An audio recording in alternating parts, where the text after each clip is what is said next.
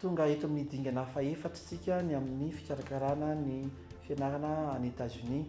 Rehefa fantatra zany zao ny sekoly andehananao no enti-manana ary rehefa voarafitra tanteraka ireo antotan-taratasy rehetra mikasika ny mombamombanao dia tonga eo amin'ilay fotoana anaovana ny visa isika. Tsy tonga eto amin'ity dingana fahefatry ity tsika raha tsy efa nahazo an'ilay taratasy fanekena avy any amin'ilay sekoly. Io no taratasy lehibe indrindra hoentina manao visa. Io no taratasy iray miaraka amin'ny mazava loatra ny pasipaorinao, ny taratasy fanamarinana fa manana le famatsiana le hoenti-manana ianao. Io dia mety avy any amin'ilay sekoly io, mety avy any amina association io, mety avy amin'ny firenena misy ianao io na avy amina vondron'olona tokana io, fa tsy maintsy misy taratasy manamarina ny ray vola hoenti-manana amatsinao ny fianaranao any États-Unis. Ilay taratasy fankatoavana avy any amin'ilay sekoly io no taratasy lehibe indrindra izay jereniny ao amin'ny consulat ahafahany mahita fa efa tena neken'ny sekoly hianatra ary nahafenona ny fipetra rehetra hianatra any États-Unis ianao. Mazava loatra fa visa na mpianatra no omenanao rehefa mandeha mianatra any. Zany mifindra monina any États-Unis amin'ny mampianatra anao ianao, tsy mifindra monina maharitra any États-Unis ianao fa mifindra monina amin'ny fotoana voafetra. Raha mbola mpianatra ianao any États-Unis dia afaka mipetraka any mandritra ny fotoana mampianatra anao. Misy telo ny karazana visa omenan'ny mpianatra.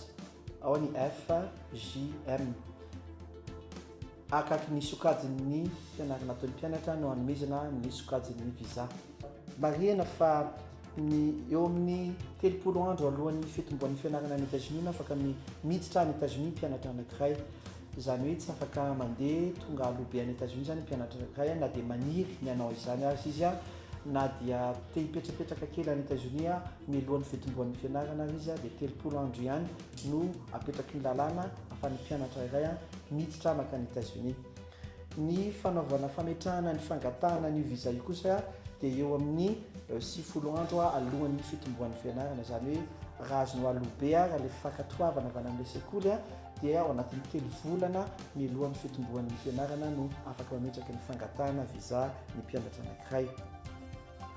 Rehefa manao ny fakanambavana na ataontsika hoe interview amina visa dia somary fohy ihany ny fotoana izay anananao anaovana an'io karazana fakanambavana io ao amin'ny consulat. Fohy io zany hoe eo anatin'ny fotoana fohy io no ilazan'ny mpianatra anankiray ny antony andehanany mianatra any États-Unis, manino izy mianatra any États-Unis ary inona aby no vola ampisehoany ny hoenti-manana ny amin'izany.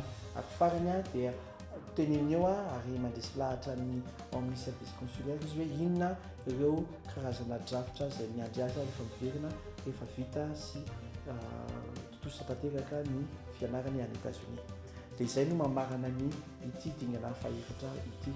Ny torolalana rehetra izay omen'ny Education USA dia mamaim-poana, tsy andoavam-bola, feno tanteraka, no hamarinina ary sady no havaozina mifanaraka amin'ny toe-java-misy any États-Unis. Dia aza misalasala manantona ny Education USA na miditsidika ny Facebook na ny site web ny Education USA.